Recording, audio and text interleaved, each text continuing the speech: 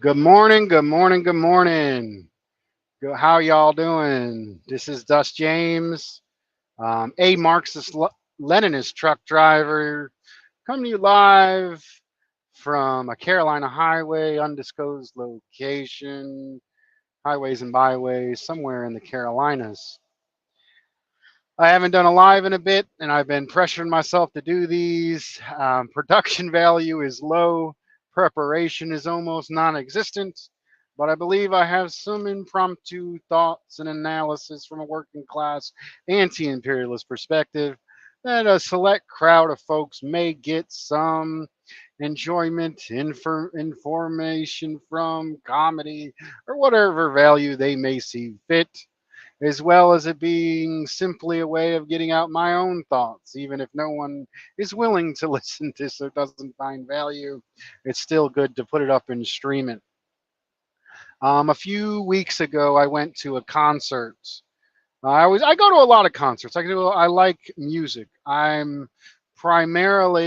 see myself as a worker who gets into societal analysis, cultural analysis, and critique, but I also love art and especially music.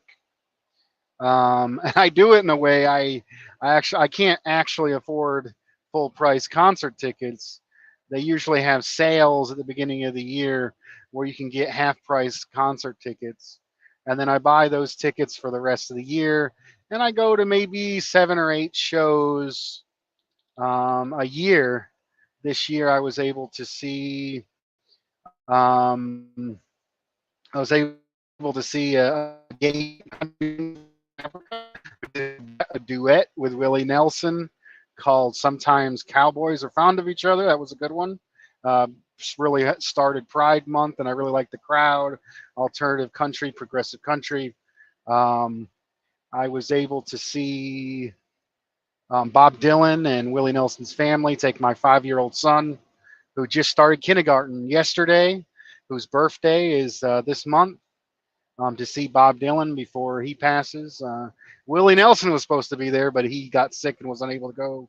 But Willie Nelson's family, Lucas Nelson, as well as surprisingly the son of Sammy Smith, who has an interesting name, Waylon Payne. Um, Sammy Smith was famous for singing Chris Christopherson's song "Help Me Make It Through the Night." And Sammy Smith actually toured Waylon Jennings and Willie Nelson, and I believe that's why they consider him family when they played with Willie Nelson's family. And I really love the song "Help Me Make It Through the Night." Recently, there was a movie called, I think it's called Clearwater, Stillwater. It was about little girl who went to Europe and who got lost, or who little girl got in prison. The dad tried to get her out of prison and went over there. And he was from Texas. He was a romance between him and a French lady, and they danced to the song "Help Me Make It Through the Night." And I came up in, my parents were playing the. They were part of the outlaw country scene in its tail end in the 1985 kind of underground music, amateur working class group, and their idols were Willie Nelson and the lot, Johnny Cash, and some of that stuff.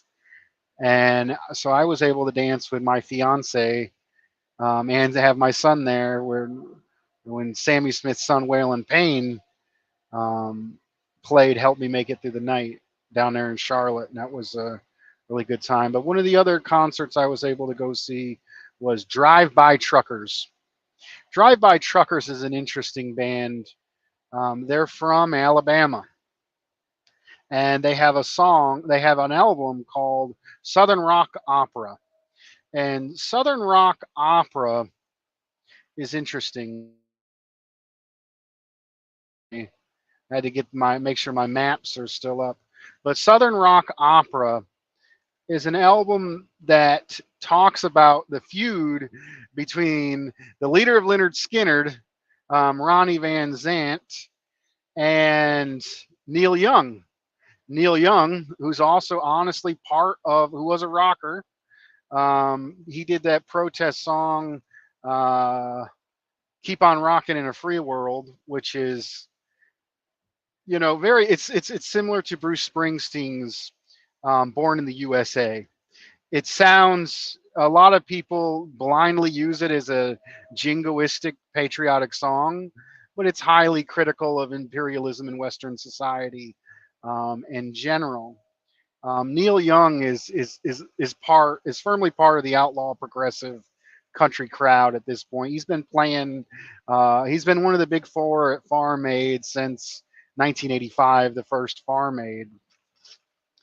And I see I got three people joining me. If you guys want to do any comments, and I can bring them up and respond to them. I might open this up later for to have guests to come on. I'm not sure. But back to what I was saying, the album from the '90s, from Drive By Truckers, which is an Alabama band, called Southern Rock Opera, has a song called Ronnie and Neil, which goes on to this kind of like this. Probably it's kind of like them Faith Beak rappers have, but in the '70s. And Neil Young did a song called Southern Man. Southern Man was talking about racism in the South. It was, Neil Young did a really good protest song called Four Dead or Ohio. And then the song goes Four Dead in Ohio. And that was a protest song talking about the students that were killed in Kent University in Ohio. And they played that on the radio. Neil Young is very progressive. He works with Willie Nelson to support Farm Aid, does a lot of good, but he's also a Canadian rocker who's a little bit foreign to the United States and specifically foreign to the South. And he did a good critique in that song about ending Southern racism, having a problem with that. And Ronnie Van Zant, the leader of Leonard Skinner, which was, has roots. Ronnie Van Zant has roots to Alabama, but the band really started in Florida, and there wasn't really much Southern rock. They were pioneers of Southern rock, and they did a song called Sweet Home Alabama. And in the song Sweet Home Alabama, they took a shot at Neil Young for the song Southern Man, exposing racism in the South. Um, Basically saying, "Oh, all the people in the South ain't racist." And there's some point to that. And this group, Drive By Truckers in the '90s, who the band is basically liberal nowadays. Like they go on NPR, they don't like Trump. Um, there's something more to this, and I believe they're right. And when I get to the duality of the South, it's largely that there is a trend within the United States to blame Southerners, hillbillies, Appalachians, poor whites who are imbued with racism, who suffer from racism, have enacted violence to benefit national oppression. If you look at let's just look at Appalachia in 1920s and the height of rebellion and the Battle of Blair Mountain and the minor wars, when the National Guard had to put 20% of Appalachian coal miners were black, and through discrimination in the Union itself, there's only 4% of Appalachian coal miners today. We're looking at an 80-year, 100. Oh, this is over a 100-year period. But yes, poor whites have been used time and time again to reinforce, have been pushed, have been given racism, and have took part in maintaining racism. But there is a tendency of broader United States culture to put all of the blame of racism majority on poor whites in an aspect of putting individual racism, social racism, above what social racism really backs up, which is systemic racism, better described as national oppression, as Stalin defined. And I think the more kind of progressive leaning alternative group, Drive by truckers gets on the stage and says, man, everybody in Alabama worshiped the football players, and we had a guitar, and we was sissies. They were already kind of culture alternative in in Alabama. It's kind of funny. Drive-by truckers, which is kind of like people with real Southern roots who were progressive that actually ended up moving to Portland, is a little bit of the opposite of myself. I was working class, kind of the remnants of society.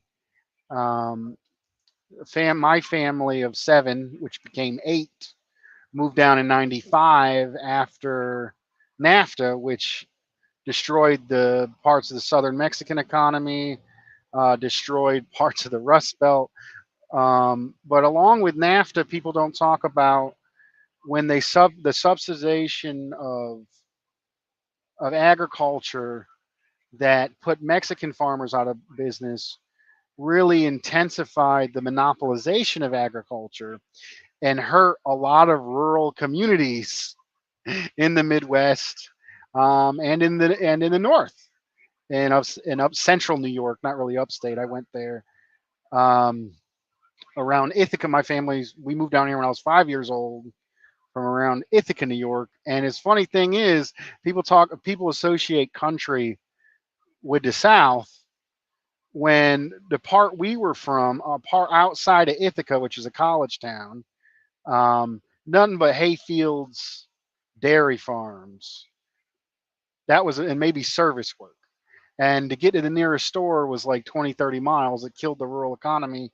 And we moved down here to the South when I was 5 years old. That's why I have a Southern accent. Um, and it's funny, there's this thing in the South that we don't, well, especially in North Carolina, which is like upper South. They're tired of transplants from the North moving down here with money and trying to dictate Southern culture. And it's funny because there's this stereotype that if you're from the North, you're rich, you got money. And the South is an oppressed region in a lot of ways. The South has illegitimate right wing austerity governments, that have worse educational systems, worse healthcare systems. It's largely a way of maintaining national oppression of black folks in the historic, Black Belt South. And a lot of the folks that come down, they're considered to be wealthy. My family was poorer than most of the families here. So I had, so here I am with a northern accent, poorer, worse clothes, and I usually got along with Mexican folks, black folks.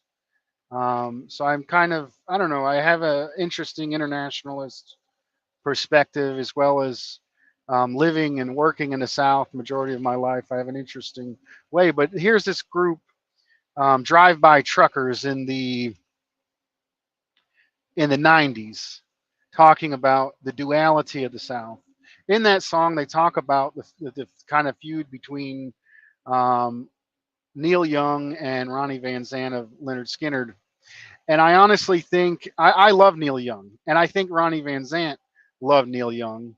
And Neil Young is celebrated as a positive, an innovator figure in rock music, Americana music, even though he's Canadian, and also one of the founders of Farm Aid, that has been a charity that has been helping, local farming communities.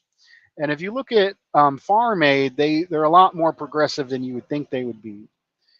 In recent episodes of their Farm Aid podcast, they have been able to talk about the mass theft of land, from black farmers, and they also talk about indigenous rights, um, as well as the need for sustainable, localized farming that can benefit, that can take the power from the monopolies, Monsanto, and return it to international, working class communities.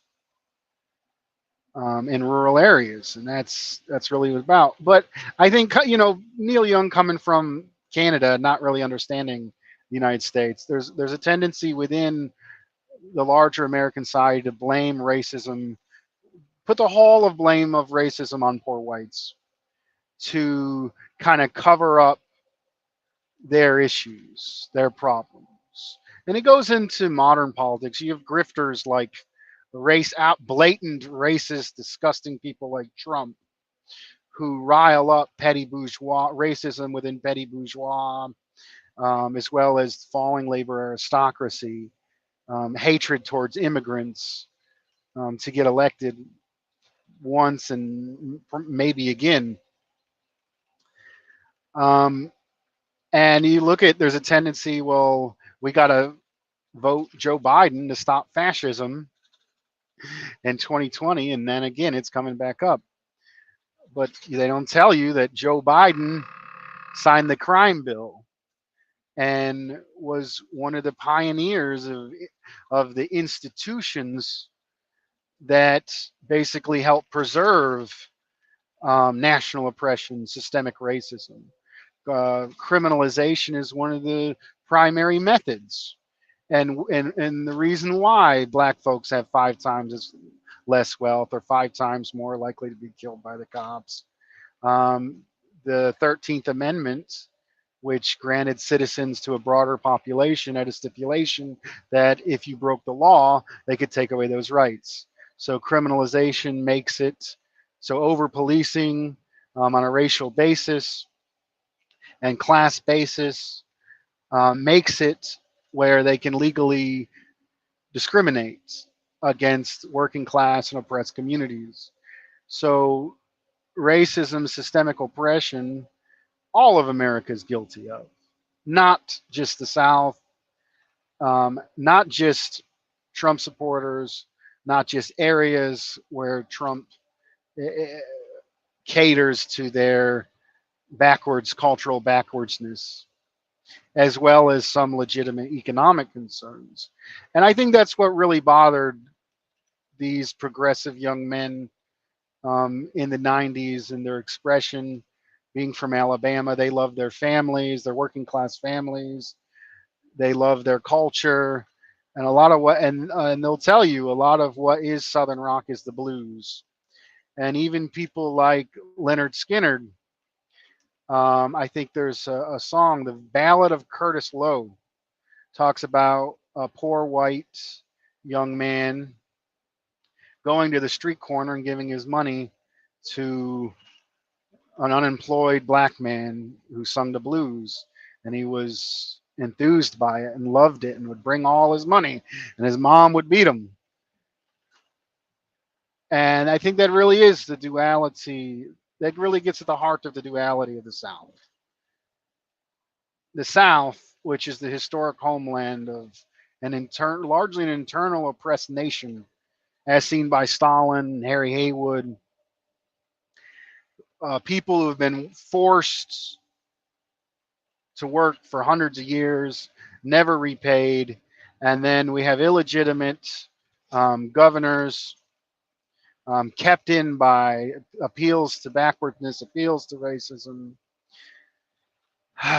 who have the worst education, worst health care. It's largely the South, but a lot of the poor whites who came up alongside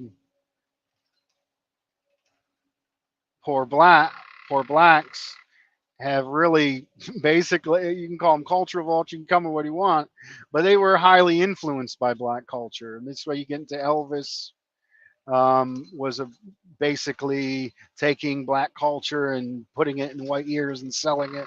And the record companies, the birth of rock, and this is the birth of rock and roll, was, I mean, you had folks starting out, Fats Domino's, Chuck Berry.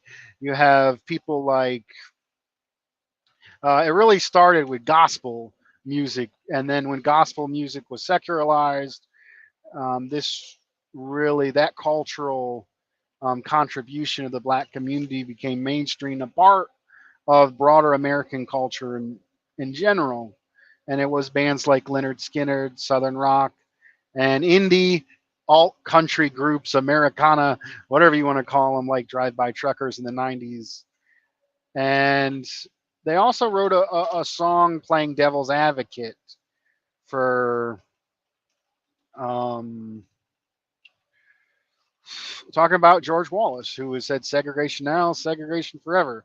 They told the story of George Wallace. And George Wallace, according to the singer of Drive-By Truckers, started out as a populist progressive, and it didn't work. It worked horribly, and then he leaned into the racism, and that got him elected, and he went with it. And he was a horrible racist, um, and drive-by truckers, the people that were progressive, they hated George Wallace, but they mostly hated that the idea that George Wallace was the representation of all of the South, being they were progressive Southerners. They didn't like the entire South being painted with a broad brush as the heart of segregation, George Wallace. And I think there's some truth in that. And if we look at and you look at the battle between alternative progressive country and Southern rock versus corporate music in general, we can see people like Jason Aldean, um, Kid Rock, these largely reactionary fascist figures, Toby Keith, with a pro-war sentiment being elevated to the heights of what is country and what is popular music, while progressive singers, if you go back to the 70s, Johnny Cash was anti-war. Loretta Lynn um, talked about birth control and was also against the Vietnam War.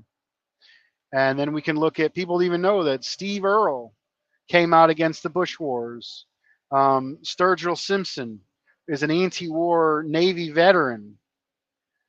None of these people get the radio play. So if you turn on corporate controlled media, you're going to see the most vile, pro-war reactionary figures representing country music. But just like any other people and other place, there's progressives. There's anti-racists in the South. There's progressive and anti-war people in country, but they're not on the media. And I think this is where the progressive rock bands, um, drive-by truckers, with their album, which I saw the concert that I went to recently was actually a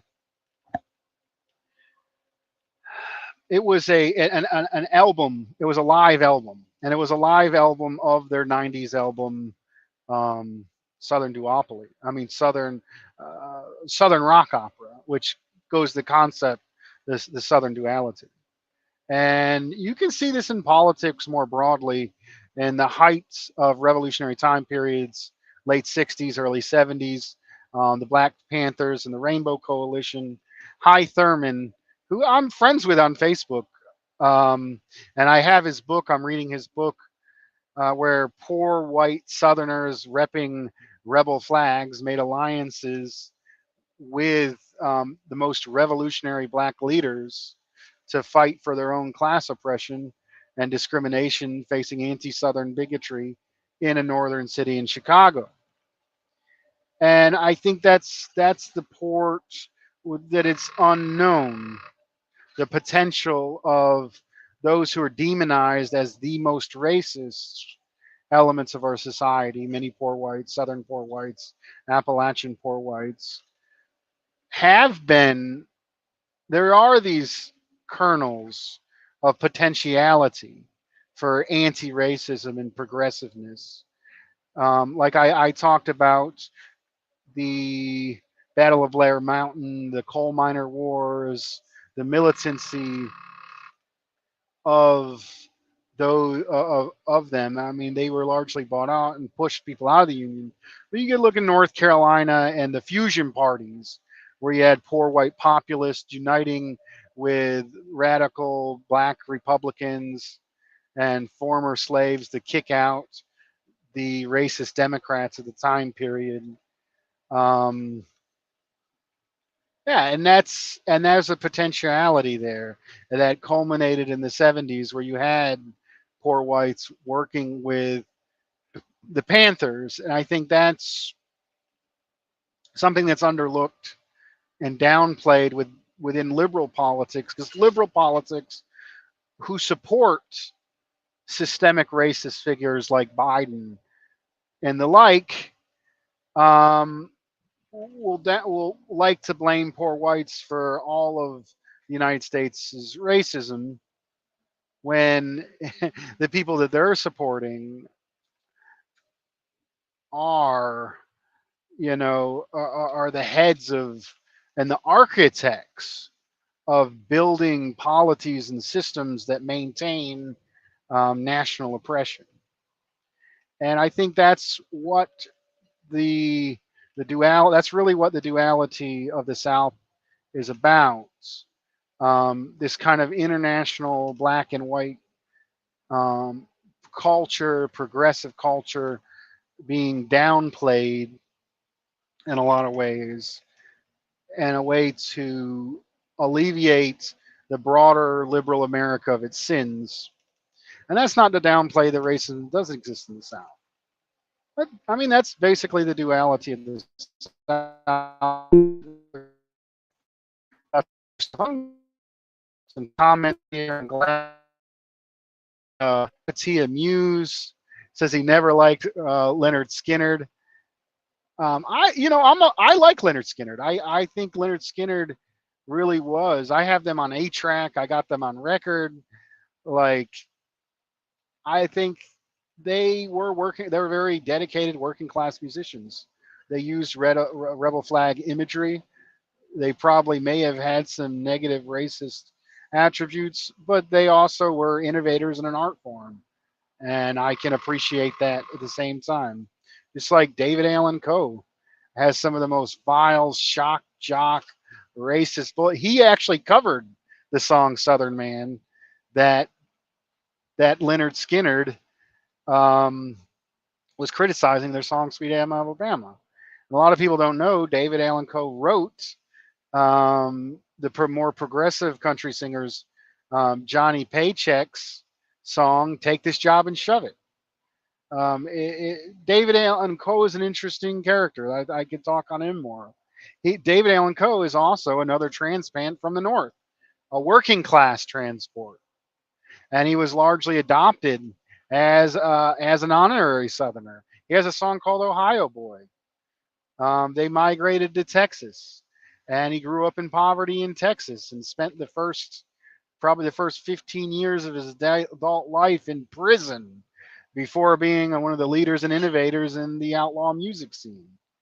And David Allen Cole has some vile, socially racist music, but I also appreciate his contributions to the art form. I've seen him twice in concert. Um, that's really is the duality. You can find there's an interesting part about neo-Confederacy. Neo-Confederacy, similar to anti-Semitism, is kind of like the class consciousness of fools. Instead of blaming capitalism, imperialism, chauvinism, white supremacy for the problems of poor whites, they're going to blame black folks. They're going to blame immigrants. They're going to blame Jewish people. So there is elements of they manipulate some economic elements of even clash consciousness. So it's interesting when you have outwardly neo-Confederate groups like Rebel Sun, who sound more class conscious than the majority of so-called progressive music, but their aim isn't being used at attacking the system. It's like, oh, we hate all the Northerners, and we want to maintain the South, and basically racism. That's their end to it. So it's kind of that duality. And then the alternative side of that is when making cultural and class appeals to poor whites, we're going to need that class conscious element of it. But the correct target isn't any minority, it is the system. And often, like in the case of High Thurman, it has been the oppressed people. That has been the masses of black workers and unions, black radicals who have led the class struggle for all the people in the United States. We often line poor whites who become radicalized, like myself. We end up taking leadership from people in the oppressed community because it's been the mass of their people who've been fighting for the entire class. And I think that's really what gets into. If you look at Dave and Cole, some of these reactionary movements, and there's these kernels of truth being manipulated, and it's really and if you look at Trump himself, he's what, like when it comes to international policy, like like if you look at Russia has been a friend of Venezuela. Russia has been a friend to, struggling countries trying to make it in Africa. And it was very insidious and a very good propaganda to associate Trump's blatant racism with Russia. And that that manipulates oppressed people to attack um, essentially their ally. If you look at oppressed people in the United States as an oppressed nation, similar to the oppressed nation Venezuela and the other countries trying to be free that see Russia as an ally. If you look at groups like the Uhuru movement, they had no problem talking with Russia, and then they have FBI charges against them. It's really insidious the way they've linked um, Russia with Trump. Now, this doesn't say Putin is perfect. I mean, Putin's a capitalist. Putin wanted to work with the United States, but because they've been kept out of the imperialist bloc, they've been forced to align. So it's really is insidious manipulation. The way they in Trump wasn't no friend of Putin. Trump was no friend. He kept up and um, raised the sanctions against Russia. He killed Soleimani, which was Iran, which is a country that's been struggling against U.S. aggression to maintain its survival as one of the only independent countries not controlled by the United States in the Middle East to an extent. I mean, Iran has some issues. They've been manipulated against Iraq in the 80s, but it's these are complicated endeavors. But getting back to it, the way they used Trump to associate all of American racism. The liberals like to say, the liberals to take the blame off themselves, and the racist politicians they support. They'd like to put all the blame on Trump and all the blame on the South and all the blame on rural white workers when they're architects of this racist system. And getting Trump to associated with Putin, who has largely been an ally of oppressed nations. It was a form of manipulating people in the United States to not understand geopolitics. And I think the biggest thing about the duality of the South and the liberals in general is Marx was right when he said that it's the masses that make history. It's the masses of workers and oppressed people who make history. And it's class struggle that makes history. I think in the United States, probably the height of our union movement was the 1930s and 40s when the Communist parties was at its height. And then in the 1950s, because after World War II, the United States became the hegemonic power of imperialism throughout, and they were able to buy off a large percentage of the American workforce, the workforce in the United States. And black folks, Chicanos, through the, the Democratic coalition under Roosevelt, actually also contained the Southern segregationists, the Dixiecrats. That coalition, which is supposedly the most positive, uh, progressive leaders, Democratic Bill of Rights. He had a bill of an economic bill of rights in addition to that. That all progressives look back on FDR. Part of his coalition to coming to power was the Dixiecrats, and when they did those New Deal programs, they allowed Southern administrations to divvy out those programs. So it was black people were excluded from those programs.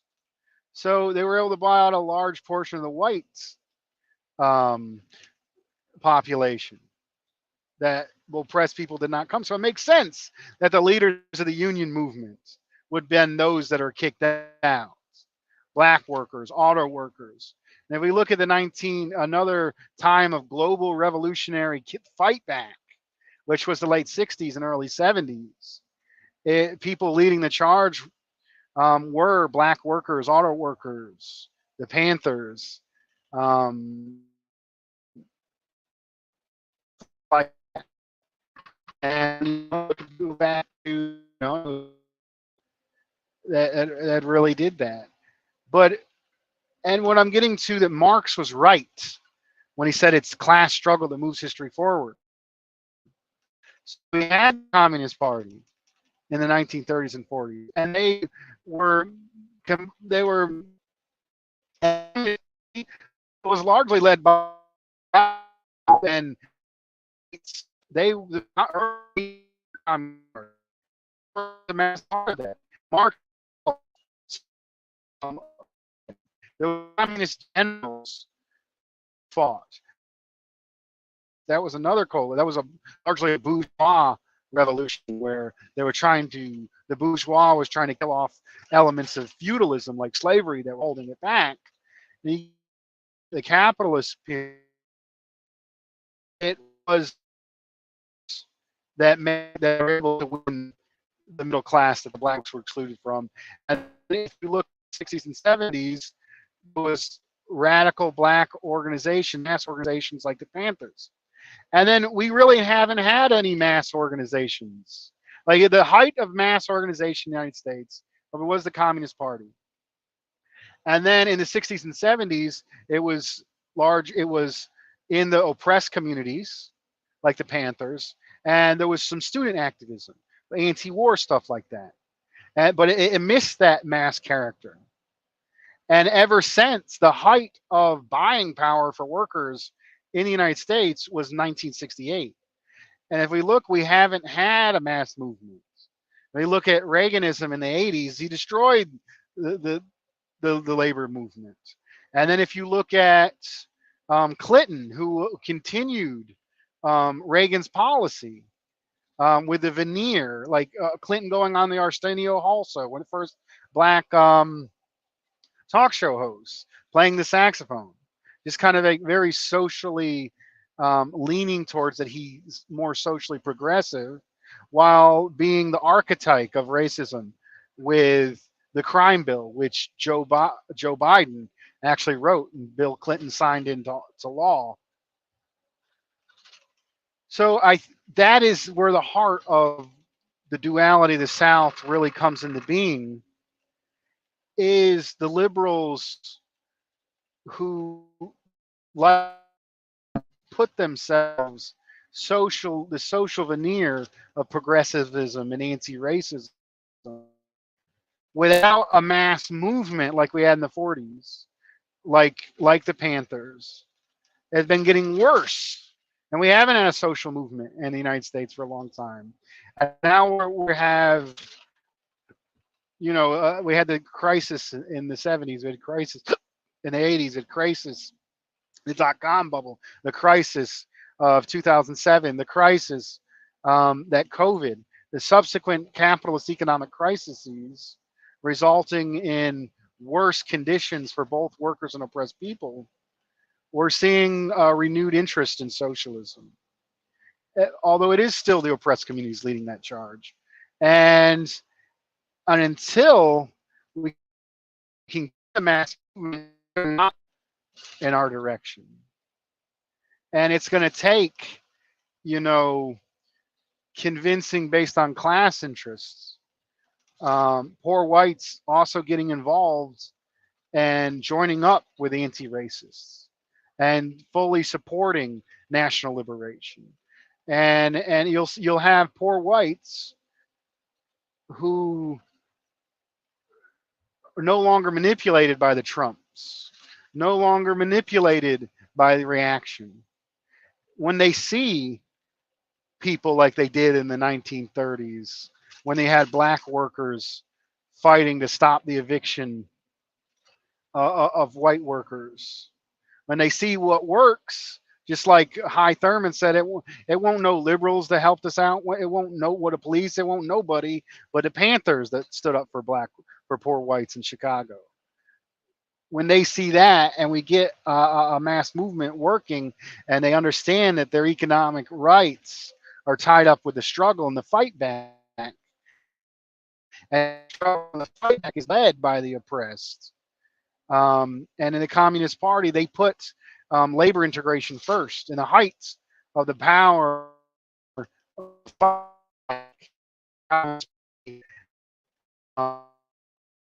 the Scottsboro Boys, they put anti-lynching at the front. And I think that's really what's going to do it. We're going to have to get poor whites involved. We actually have to organize and show them that their economics interest is with the left, and more importantly, show that their economic interest is aligned with fighting against national oppression. You're going to have poor whites, radical poor whites, who are going to be more willing to fight against national oppression than the masses of black workers who have been put to sleep by propaganda, just like the masses of poor white workers have been changed to reaction. You'll have radicalized poor whites who see the fighting against national oppression correctly show the issues of police brutality, issues of criminalization. Put those things at the forefront of the entire class. As always, I'm going to end it here. I'm getting to where I need to be. As always, comrades, all power to the people.